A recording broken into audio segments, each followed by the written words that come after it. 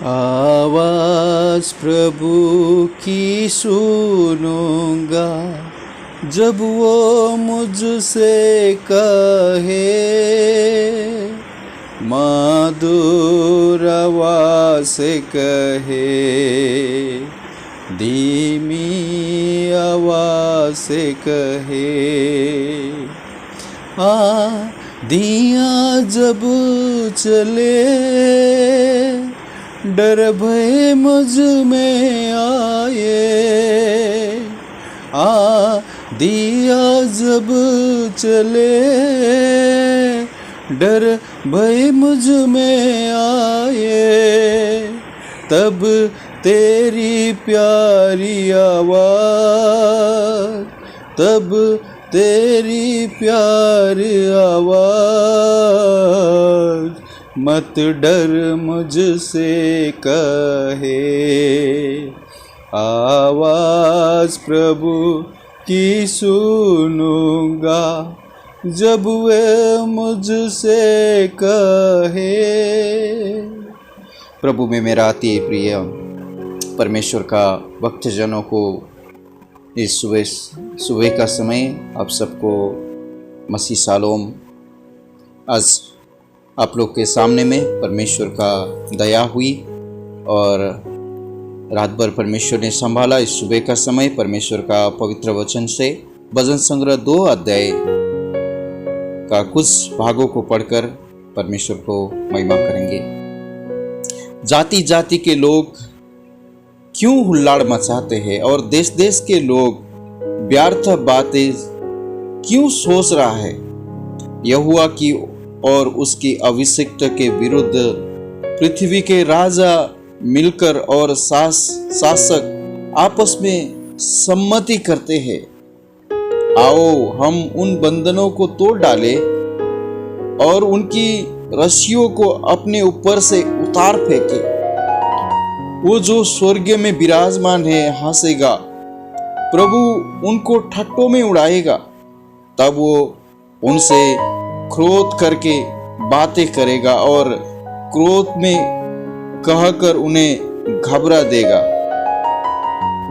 मैं तो अपने ठहराए हुए राजा को अपने पवित्र पर्वत सिय्योन की राजगद्दी पर बैठा चुका हूँ। मैं उस वचन का प्रचार करूंगा जो यहोवा ने मुझसे कहा, तू मेरा पुत्र है, आज तू मुझसे उत्पन्न हुआ। मुझसे मांग और मैं जाति जाति के लोगों को तेरी संपत्ति होने के लिए और दूर दूर के देशों के तेरी निज भूमि बनने के लिए दूंगा। तू उन्हें लोहे के डंडे से टुकड़े टुकड़े करेगा, तू चकनाचूर कुम्हार के बर्तन के समान उन्हें चकनाचूर कर डालेगा। इसलिए अब हे राजाओं बुद्धिमान बनो, हे पृथ्वी के न्यायियों ये उपदेश ग्रहण करो। डरते हुए यहोवा का उपासना करो और कांपते हुए मगन हो। पुत्र को चूमो, ऐसा ना हो कि वो क्रोध करे और तुम मार्ग ही में नाश हो जाओ, क्योंकि क्षण भर में उसका क्रोध भड़कने का है। धन्य है वे जिनका भरोसा उस पर है। परम प्रभु परमेश्वर को स्तुति हो। मेरा प्रियो, आज सुबह का समय इस भजन संग्रह 2 अध्याय से परमेश्वर आप और मुझे प्रोत्साहित करना चाहते हैं, प्रोत्साहन करना चाहते हैं। आज हम अनेकों बातों को हम देखते रहते हैं, सुनते रहते हैं। कुछ समय के बाद हम लोग मसीह लोगों को हम नहीं रखेंगे, नहीं छोड़ेंगे। अलग अलग बातों को हमारा कानों से हमको सुनने को मिलता है। लेकिन परमेश्वर का पवित्र वचन जब हम मत्ती लिखी सुसमाचार 10वें अध्याय में हम देखेंगे तो प्रभु का वचन आप और मुझे कैसे साहस और ढांढस देते हैं। प्रभु का वचन कहते हैं, जो कोई शरीर को घात करता है उससे तुम मत डरना, परंतु उसी से डरो जो आत्मा और शरीर दोनों को नरक में नाश कर सकता। क्या पैसे में 2 गौरिये नहीं बिकती, तो भी तुम्हारे पिता की इच्छा के बिना उनमें से एक भी भूमि पर नहीं गिर सकते। तुम्हारे सिर के बाल भी सब गिने हुए हैं। इसलिए डरो नहीं, तुम बहुत गौरियों में से बढ़कर हो। मेरे प्रियो, परमेश्वर का पवित्र वचन में जब हम देखते हैं तो हमको साहस मिलता है। आपको शायद मालूम होगा, जब आप प्रेषितों का पुस्तक प्रेरितों के काम उसका 9वां अध्याय में जब आप देखते हैं, वहां पर प्रभु का वचन, प्रभु का श्रेष्ठ दास पौलुस, जो उनका नाम पहले शाऊल था, उसका धुन क्या था कि परमेश्वर का लोगों को सताना, परमेश्वर का लोगों को समाप्त करना। जो कोई प्रभु यीशु मसीह का नाम लेकर जीते हैं उसको खत्म करना उनका एक मिशन, उनका एक जज्बा हुआ था उस समय में। और शाऊल जो अब तक प्रभु के चेलों को धमकाने, घात करने के धुन में महायाजक के पास गया और उसके दमिश्क के आराधनालय के नाम पर उस अभिप्राय की चिट्ठियां मांगी। क्या पुरुष क्या स्त्री जिन्हें वो इस पंथ पर पाए, उन्हें बांध कर यरूशलेम में ले आए। परंतु चलते चलते जब वो दमिश्क के निकट पहुंचा तो एकाएक आकाश के चारों ओर से ज्योति चमकी और वो भूमि पर गिर पड़ा और ये शब्द सुना, हे शाऊल, हे शाऊल, तू मुझे क्यों सताता है? उसने पूछा, हे प्रभु, तू कौन है? उसने कहा, मैं यीशु हूँ जिसे तू सताता है। मेरा प्रियो, आपको सताने वाले के सामने में आप ये ना सोचना कि आप पृथ्वी पर आप असहाय हैं। आप पृथ्वी पे ना सोचना कि मेरा सहायता करने वाले कौन है। प्रभु का वचन जब आप वचन संग्रह 121 अध्याय में आप पढ़ेंगे तो वहां पर बताया, मेरा आंख में पर्वत की ओर बढ़ाता हूँ, मेरा सहायता कहाँ से आता है?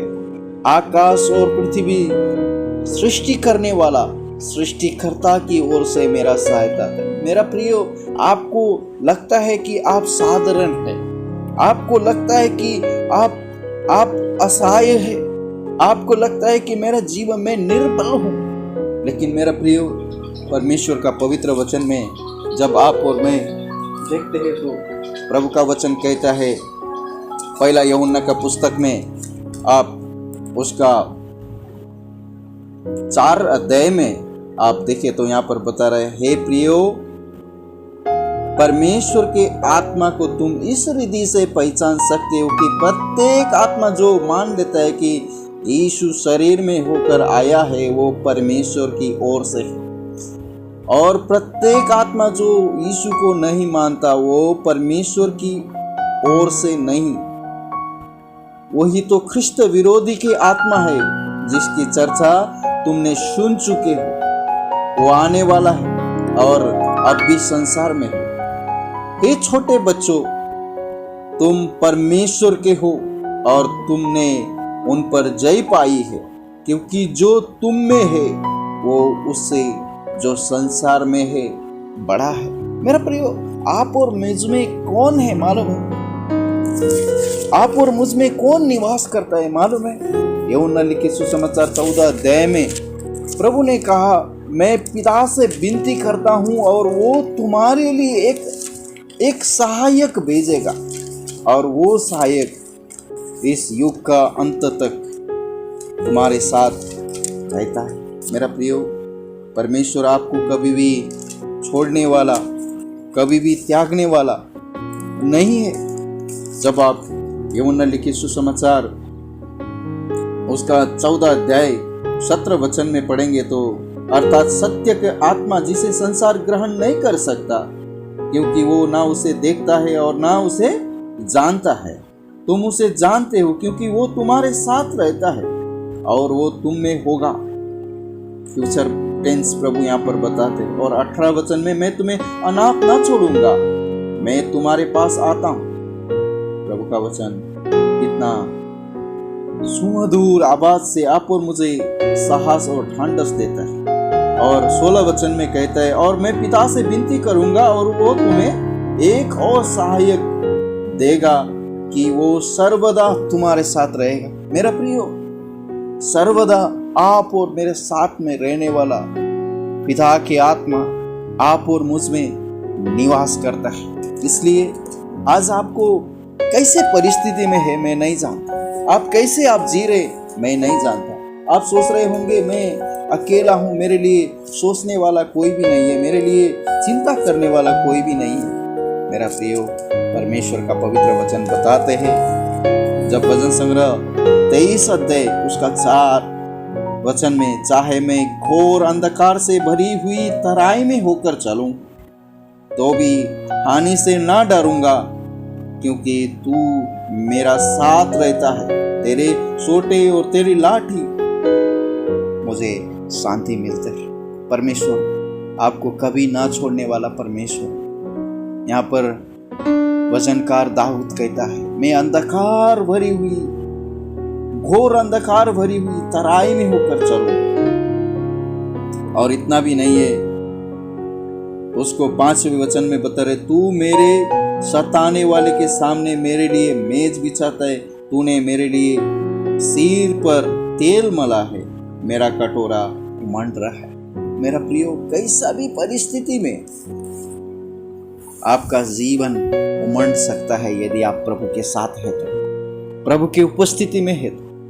आप प्रेरितों के काम 16वें अध्याय में आप जब आप पढ़ेंगे तो वहां पर प्रेरित पौलुस और सिलास को दिन में पीटा गया था, मारा गया था, बहुत घायल थे वो लोग, शरीर में ताकत नहीं होगा शायद, लेकिन परमेश्वर के आत्मा जो उनमें थे उनको चुप रहने के लिए वहां पर नहीं दिया। आधा रात में वो लोग परमेश्वर का गीत गाने लगे, भजन गाने लगे। जरा सोच के देखिए, आपको थोड़ा पीड़ा है, थोड़ा परेशानी है, अशांति है, आप गा सकते हैं कि प्रभु आप और मेरा जीवन से यही बातों के द्वारा हमको ढांढस देते हैं। मेरा प्रियो, जब हम यशायाह की पुस्तक उसका 43 अध्याय में आप पढ़ेंगे तो यहाँ पर बता रहे, जब तू जल में होकर जाए मैं तेरे संग संग रहूंगा, और तू नदियों में होकर चले तब वे तुझे ना डुबा सकेंगे।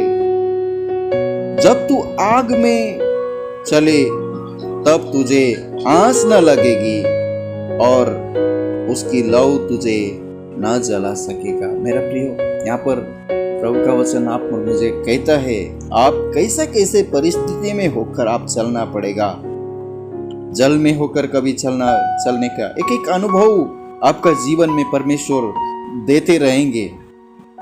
और क्या भयंकर बात, जब तू आग में होकर चले तो तुझे आंच न लगेगा।